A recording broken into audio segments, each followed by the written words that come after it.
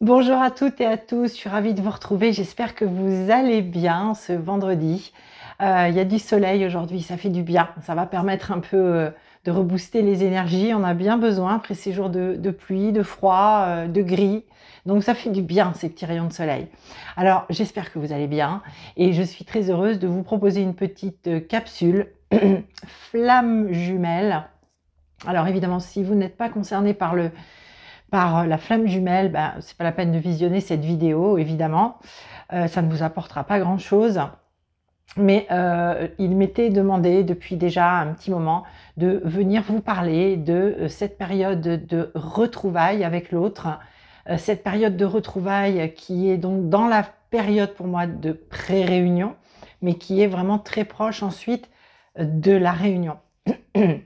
Alors, vous parlez de cette période, comment on se sent, comment on la vit en fonction de qui on est dans le couple, dans le sens où qui a cheminé ou pas en premier dans ce chemin de couple flamme jumelle, éventuellement les enjeux. Alors, tout ce que je vais vous livrer ici, ce n'est que l'expression de ma vérité. Et ma vérité n'est pas la vérité. La vérité est détenue par la source, notre créateur. Et bien évidemment, pardon, les petits restes des petits virus de l'hiver, qui n'est pas fini, mais bon, là ça se termine pour moi, ouf. Donc ma vérité n'est pas la vérité absolue, et ma vérité n'est pas forcément la vôtre et celle d'autres personnes qui sont sur ce chemin flamme jumelle, qui sont aussi thérapeutes et engagés dans leur mission d'âme à aider les autres, que l'on soit flamme jumelle ou pas, à s'éveiller, à vivre sereinement sa vie, etc. etc. Donc ce n'est que le reflet du fruit de mon expérience et de ce que moi j'appelle ma vérité par rapport à ce parcours de vie et d'âme bien spécifique. Alors, la phase des retrouvailles, elle arrive au moment où vous ne vous y attendez pas forcément, vous ne l'attendez plus. Cette phase de retrouvailles, elle arrive quand vous avez beaucoup cheminé, avancé dans votre vie intérieure, dans votre vie matérielle, concrète, financière, professionnelle, familiale, etc. Et que vous avez aligné tout ça pour être en congruence avec vous-même, pour être aligné à ce que vous êtes, ce que vous dites, ce que vous pensez, etc., ce que vous vibrez. Vous l'avez fait pas pour être avec votre autre, vous l'avez fait pour être bien avec vous-même, pour être en accord avec vous-même, pour être à la place où vous avez envie d'être. Vous ne l'avez pas fait en ayant comme objectif, je fais tout ça pour être avec lui ou avec elle. Vous l'avez fait pour vous. Et votre autre, il ou elle, chemine également de son côté la vie, la source, la vie, lui met des expériences, tout comme elle vous a mis des expériences sur votre chemin afin d'aller vers cet alignement. Alors, alignement intérieur, alignement extérieur, alignement intérieur par rapport aux polarités, à la polarité, yin, yang, je parle pas chaser et runner, ok, mais yin et yang. Donc la vie, tout ce chemin, un long moment, c'est ça, c'est vous permettre de vous aligner à vous-même, pas par rapport à l'autre, par vous-même, pour vous-même, avec vous-même. Donc arrive à un moment donné où vous avez tellement avancé, cheminé, vous avez compris que pour l'instant, voilà, votre autre, il faisait son chemin, ou il ou elle, vous adaptez en fonction, bien sûr, de qui est votre autre. Moi, je dis il forcément, parce que je suis avec il et pas avec elle. Votre autre, donc, il a aussi beaucoup cheminé, avancé, et il a accepté d'entrer dans ce processus de transformation intérieure et extérieure. Il a accepté d'être sur un chemin de résilience qui s'applique à l'intérieur et qui s'applique à l'extérieur. Et il a avancé. Et vous n'avez pas forcément de nouvelles de ces avancées, de ce qu'il vit, de ses douleurs, de ses chocs, de ses traumas, de ses joies aussi. Vous ne savez pas. Vous avez votre vie à mener, votre vie à gérer et vous le faites. Et à un moment donné,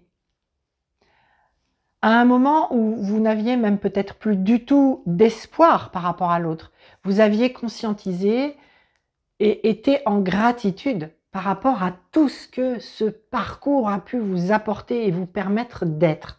Donc vous êtes au-delà de l'attente, vous n'êtes plus dans l'attente, vous êtes au-delà de ça, vous êtes bien avec vous-même, autant que faire se peut, parce que cette complétude intérieure, cette complétude dans la vie, on la cherche tous, hein, c'est une quête aussi de chacune et chacun d'entre nous. Mais quand on est flamme jumelle avec toutes les épreuves qu'on a traversées, nuit noire de l'âme, tous les remaniements profonds que ça a pu entraîner, toutes les épreuves de vie que ça a pu nous faire vivre, eh bien, effectivement, quand les choses vont mieux, quand on est à l'aise avec soi-même, quand on est bien à l'endroit où on est, quand on a trouvé l'endroit où on a envie de vivre, quand on est auprès des personnes auprès desquelles on a envie de vivre, on peut dire qu'on est quand même dans une forme de complétude. Donc votre autre, il tend aussi vers ça, de son côté, il tend vers ça. Mais vous ne le savez pas. Et du coup, vous avez lâché. Vous avez lâché et vous vous êtes dit, ok, eh bien, en grande conscience, j'arrête de le poursuivre ou j'arrête d'attendre, j'arrête de penser à lui, même si, bien évidemment, il y a des choses qu'on ne maîtrise pas, hein, on est ok avec ça. Mais vous vous êtes dit, bon, bah, éventuellement, pourquoi pas aussi me tourner vers d'autres personnes qui viennent vers moi, qui sont aussi dans de belles vibrations, qui m'apportent des choses. Parce que c'est ça aussi. Hein. Je fais partie de celles et de ceux qui disent, si on doit expérimenter aussi quelque chose amoureusement avec quelqu'un d'autre, si ça vibre, eh bien moi je dis vivons-le. Mais vivons-le. Parce que si on le vit, si ça se présente à nous, c'est qu'il y a forcément une raison. Il y a un sens à trouver à cette rencontre. On vient nous apporter quelque chose, nous aider à guérir, à dépasser quelque chose. On apprend tous les uns des autres, à partir du moment où ça vibre et où ça semble juste et bon pour vous. Moi, je suis, comme je vous le dis, partisane de la source, elle ne nous empêche pas de vivre ce qu'on a à vivre. La preuve, c'est que notre hôte, pendant un long moment, il vit ce qu'il a à vivre avec les personnes avec qui il a envie de vivre. Donc, pourquoi, moi, je ne m'autoriserai pas à vivre ce que j'ai envie de vivre? Si la vie met sur mon chemin, évidemment, des choses à expérimenter. Donc, voilà, chacun a cheminé, etc. Et du coup, vous avez lâché. Vous vous êtes peut-être tourné vers d'autres personnes, sentimentalement. Vous vous êtes peut-être complètement transformé professionnellement. Vous avez peut-être déménagé, etc. Et vous vous êtes dit, bah tant pis, même si je m'éloigne géographiquement, vous n'avez pas forcément cherché à vous rapprocher parce que vous choisissez de faire pour vous ce qui est mieux pour vous, pas pour l'autre, pas pour si je fais ça, ça va le faire revenir. Si je fais ça, si je me rapproche de lui géographiquement, ça sera plus facile, on pourra se voir. Non, non, non, c'est pas ça le but, c'est pas ça la démarche. C'est je fais pour moi. Et même si j'ai décidé d'aller vivre à l'autre bout de la France ou à l'autre bout du monde, parce que j'ai envie de le faire, eh bien, il faut le faire. Voilà, il faut écouter son âme et suivre l'appel de son âme. Et pas faire pour l'autre, faire pour soi. Et donc, à un moment donné, et que l'autre aussi a fait ce chemin-là, et ce temps arrive, mais ce temps, vous ne le contrôlez pas. Ce temps, vous ne le maîtrisez absolument pas. Tout comme sur ce parcours en règle générale, vous ne maîtrisez aucune temporalité. Chacun a sa temporalité, l'un et l'autre, le couple a sa temporalité, les personnes autour de nous ont leur temporalité, et on sait combien elles ont de l'importance, hein, ces personnes, ces énergies qui gravitent autour de nous, qui sont avec nous tout le temps. Donc il y a une temporalité pour tout, pour que les choses se mettent en place.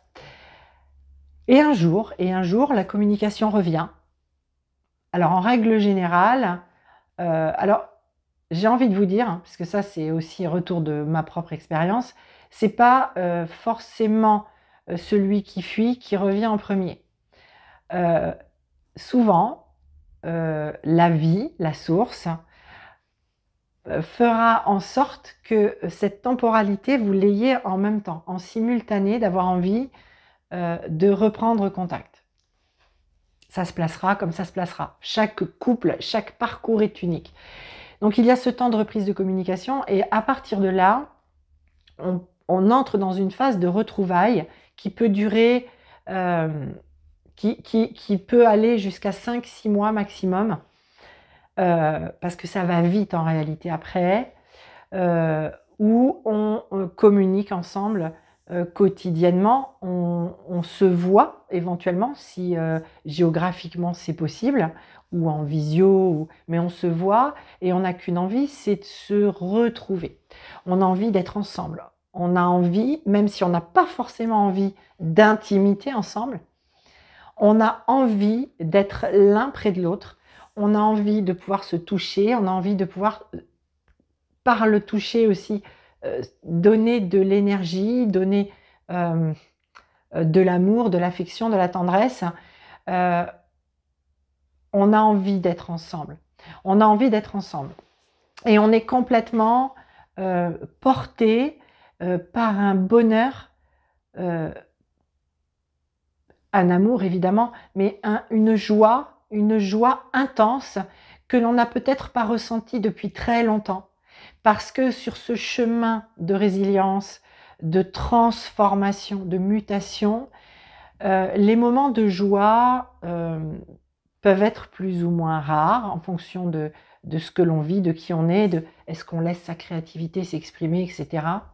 Les moments de joie peuvent être difficiles à trouver, en tout cas ça l'est longtemps, et puis après on a des petites joies et des bénédictions et on sait les saisir, comme on saisit la balle au bond, et puis le fait d'être avec l'autre et dans cette phase de retrouvailles où on comprend que l'autre a aussi beaucoup cheminé, qu'il a vécu des choses dont on n'avait absolument pas connaissance, qui nous sidèrent parfois même par leur choc, par leur violence, et on comprend qu'on est en capacité d'accueillir aussi ce que l'autre nous récite de ce qu'il a ou ce qu'elle a vécu.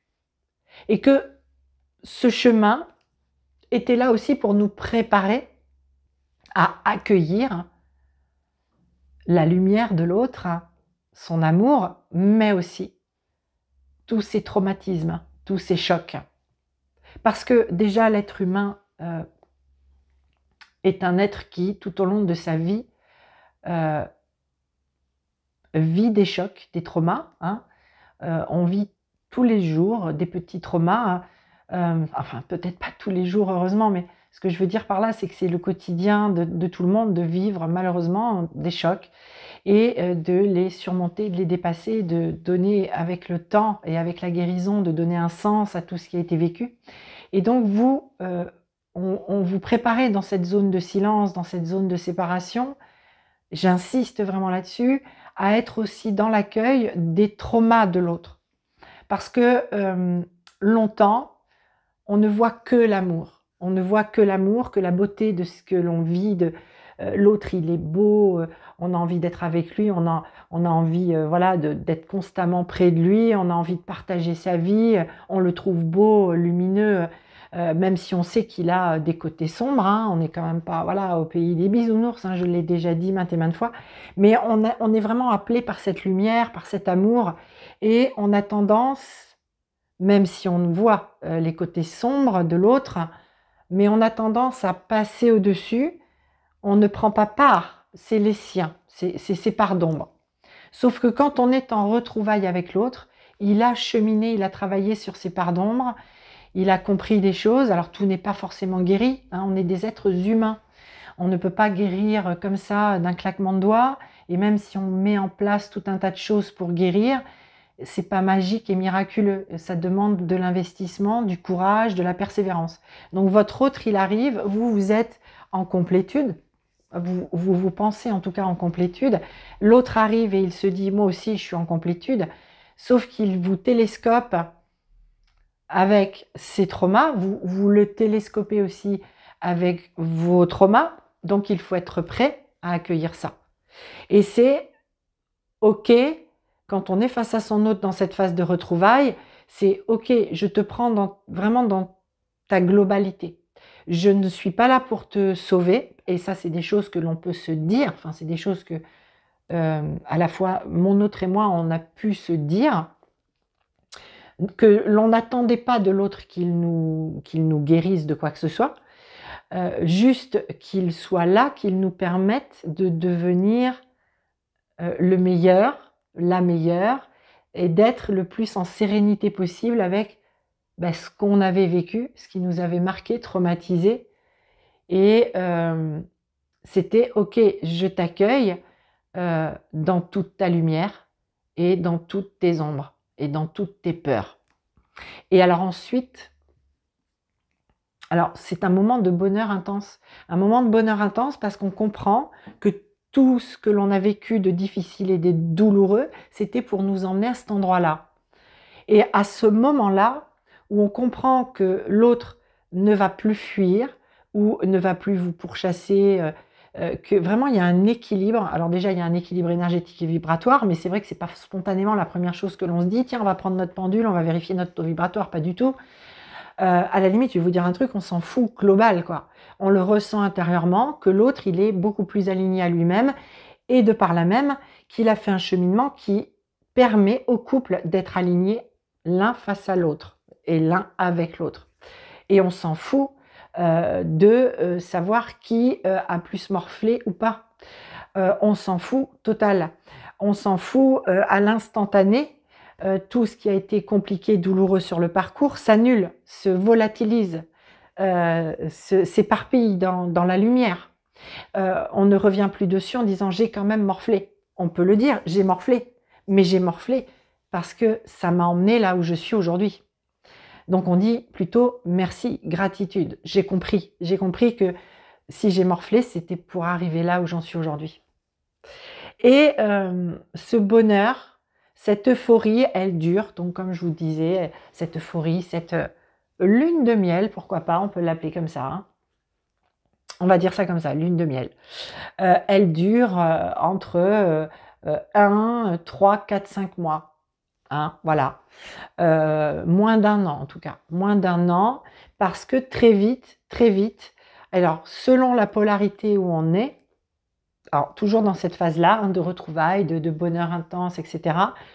J'étais, et je vous le répète peut-être ici pour celles et ceux qui ne me connaissent pas, mais j'étais ce qu'on appelait ex-runner, mais yin, c'est-à-dire éveillé au cheminement en premier. Et mon autre était donc chaser, ex-chaser, yang. Avec tout ce que cela comporte au niveau du yin, du yang, etc., dans l'expression, dans la vie, dans la matière et dans l'intériorité. Donc, le but, c'est que pendant, enfin l'idée, pas le but, l'idée, c'est que pendant cette phase de retrouvailles, on a compris l'un et l'autre, en simultané, que nous avions face à nous quelqu'un qui était complètement différent de nous, mais qui était tellement notre miroir parfait. Parce que les mots, les comportements, les postures, dans la vie, le positionnement que l'on a par rapport à telle ou telle situation, telle ou telle façon de vivre les choses, de penser, etc. On se rend bien compte que, et très vite, que c'est vraiment le miroir inversé, mais que l'on vit là en présentiel. Hein. On ne le vit plus dans la 5D, on le vit dans la matière. Mais on l'accueille parce que on a compris ce qui se jouait. Et moi qui donc étais ex-runner yin, l'enjeu pour moi, c'était d'éviter de fuir. Parce que mon autre, par moment, voulait vraiment m'attirer dans la matière, m'inciter à prendre des décisions pour la matière, pour ma matière et pour la nôtre. Et moi qui étais plutôt runner et yin, c'était compliqué pour moi de m'implanter dans cette matière et je me disais comment je vais faire. Donc mon autre est venu réveiller des peurs, est venu réveiller cette non-confiance en moi que j'avais, qui était quand même encore persistante, même si j'avais beaucoup avancé sur mon chemin, hein, que j'avais pris de l'assurance et que j'avais pris les choses en main. Même mine de rien, il est venu me montrer qu'il me manquait des choses au niveau de la confiance en moi. Il est venu me montrer que ma matière, elle n'était pas forcément adaptée à ce que j'étais et ce qui je voulais être profondément. Et le but, Son but à lui n'était pas de me transformer en me disant tu vas faire ci, tu vas faire ça, tu vas t'aligner à moi. Non, non. C'était es-tu vraiment qui tu veux être? Es-tu vraiment encore à la bonne place, professionnellement, financièrement, géographiquement? Euh, il est venu réveiller toutes les interrogations que je pensais avoir réglées et en fait qui n'étaient pas réglées. Donc il est venu me faire travailler pendant cette zone de retrouvailles de manière très douce, hein, ces notions-là, parce que c'était les notions rattachées à notre parcours, à notre vécu, c'était ce qui concernait notre couple. Et comme je répète, cette vidéo, c'est pas vous dire c'est ma vérité, buvez-la et vous allez vivre la même chose, pas du tout, pas du tout. Et c'est pas vous dire voilà ce qui va vous arriver, parce qu'en fait, je ne sais pas ce qui va vous arriver. On n'a pas du tout le même parcours, on n'a pas du tout la même personnalité. Votre autre également, il a une autre. Voilà, chaque couple, chaque personne est différente. Chaque parcours est unique.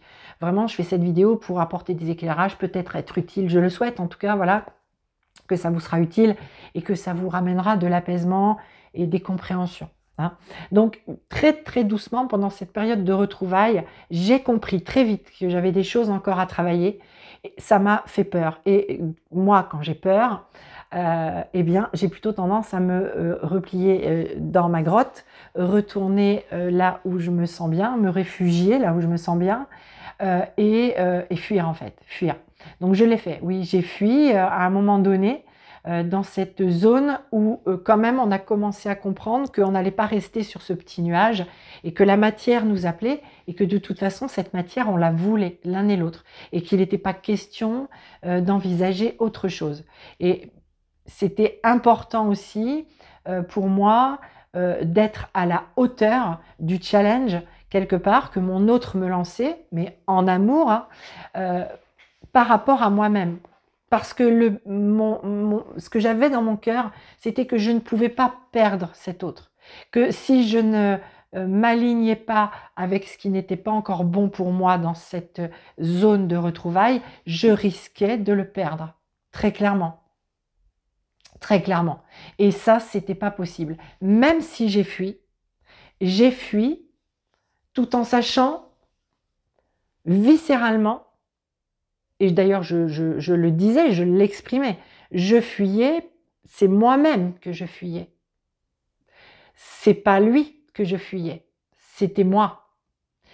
Je fuyais de continuer le chemin, d'aligner les choses dans la matière. C'est pas lui que je fuyais, c'est moi.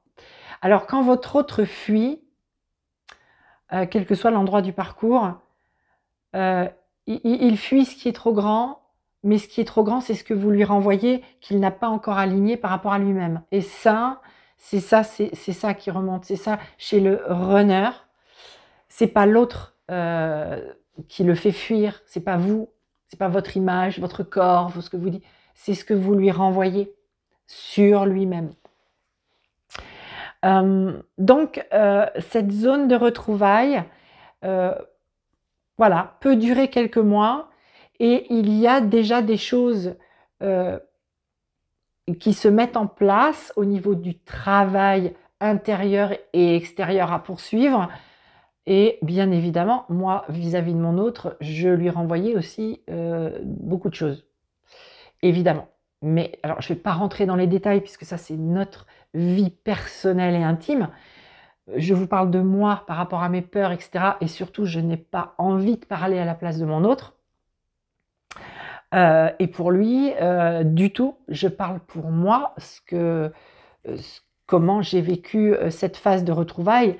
Ce que je sais, c'est que pour mon autre, et en lien avec son parcours et son vécu, donc ex-Chaser Young, alors peut-être que ça parlera pour d'autres ex-Chaser Young, mais il pensait avoir énormément travaillé aussi sur lui-même, avoir pris des décisions importantes, chose qui était vraie, mais sur son chemin de guérison intérieure, par rapport au traumatisme qu'il avait vécu, il s'est rendu compte, avec nos retrouvailles, qu'en fait, il n'avait pas tout guéri, loin de là, et qu'il au contraire, qu'il était en train d'entamer un autre processus de guérison, en entamant un processus de deuil par rapport à les événements traumatiques de sa vie.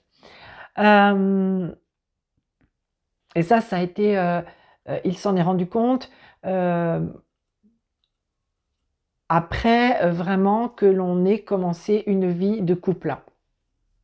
Parce que pour l'ex-Chaser Young, entre les retrouvailles et la réunion, il n'a de cesse que d'essayer de vous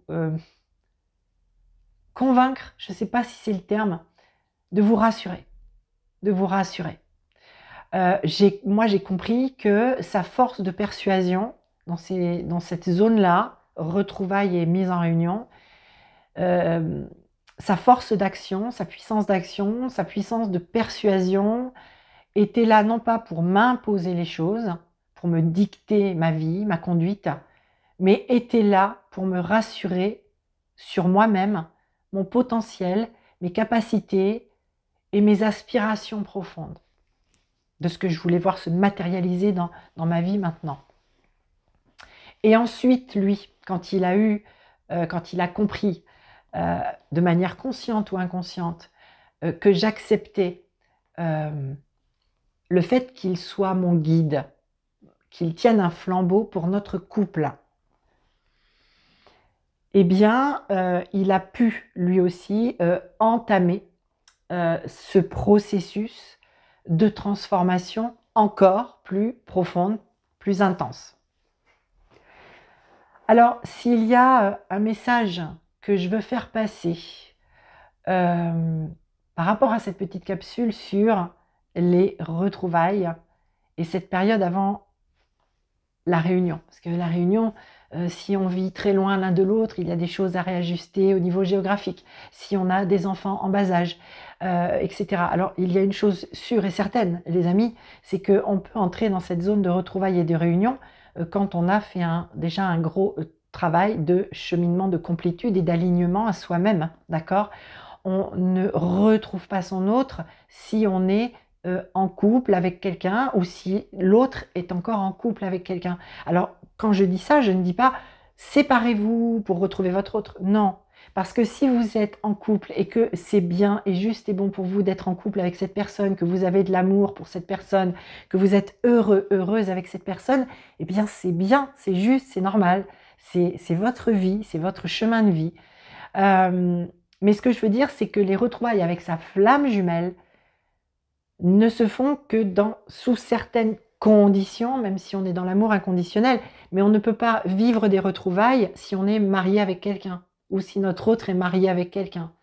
On ne peut pas vivre ce moment de retrouvailles qui est un moment de préparation à la réunion si on n'est pas autonome, hein, bien évidemment. Et quand je dis ça, je ne dis pas qu'il faut que vous divorciez, que vous sépariez, n'entendez pas ça. Comprenez bien que chacun a son propre chemin et que le but, tant qu'on n'est pas dans cette zone de retrouvailles, c'est d'aller vers soi, pour soi-même, avec soi-même, par soi-même. Et dans cette période de retrouvailles, quand j'ai compris que moi donc ex-runner yin, j'avais des choses à réajuster par rapport à ma matière, je l'ai bien dit, mon autre ne me disait pas « fais ci, fais ça ». Il venait réveiller mes blessures, ce qui venait titiller les endroits où les choses n'étaient pas alignées au niveau de la matière. Et il me disait bien, il me l'exprimait, je ne ferai pas à ta place, je ne ferai pas pour toi, je ne prendrai pas ça en charge pour toi. Je veux que tu sois bien, je veux que tu fasses les choses pour toi, par toi-même.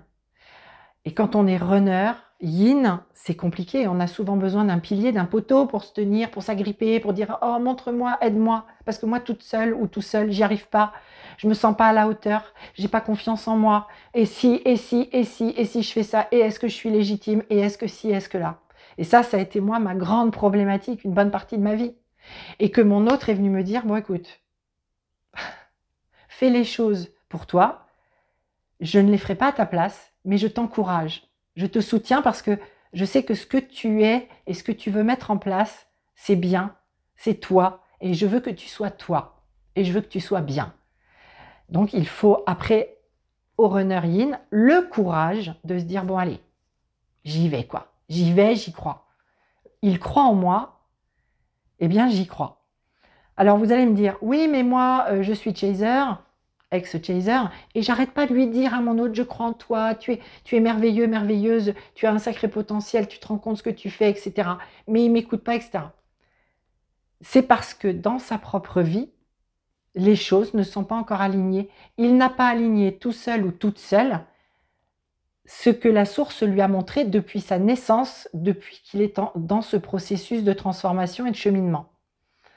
Et qu'à un moment donné, vous serez en retrouvailles avec votre autre quand vraiment il ou elle, celui donc qui a fui, parce que vous, peut-être que c'est vous qui avez cheminé en premier, qui regardez cette vidéo, mais que ce chemin que votre autre fait également, un petit peu en différé de vous, en second, mais il le fait, mais quand il aura accompli tout ce qu'il a à accomplir pour lui-même ou pour elle-même, au regard de ce que la source est venue imprimer, inscrire dans son être tout entier, dans son cœur, dans son âme et dans son corps.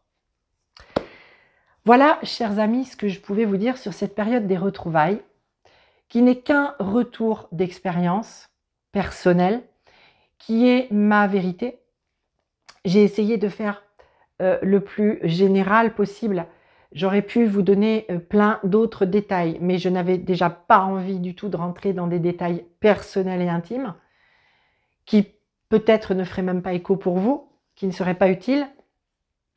J'espère que cette vidéo vous sera utile. Je ne sais pas où ça se placera, mais je le souhaite de tout cœur.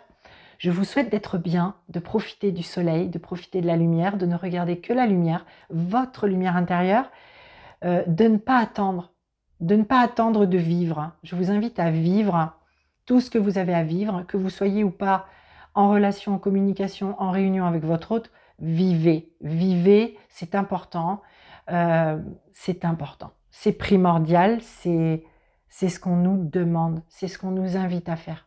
Vivez, ayez confiance, gardez la foi pour vous-même, pour celles et ceux que vous aimez. Et tout ira bien, tout ira bien. Je vous embrasse, je vous souhaite une belle fin de semaine, je vous souhaite un beau week-end et au plaisir de vous retrouver pour d'autres partages. Merci pour votre bienveillance, merci pour vos commentaires, vos retours, vos lumières, parce que on se fait tous travailler les uns les autres. Et l'important, c'est l'accueil et l'important, c'est de prendre ce qui résonne et uniquement ce qui résonne. Tout est juste. Je vous embrasse. À bientôt.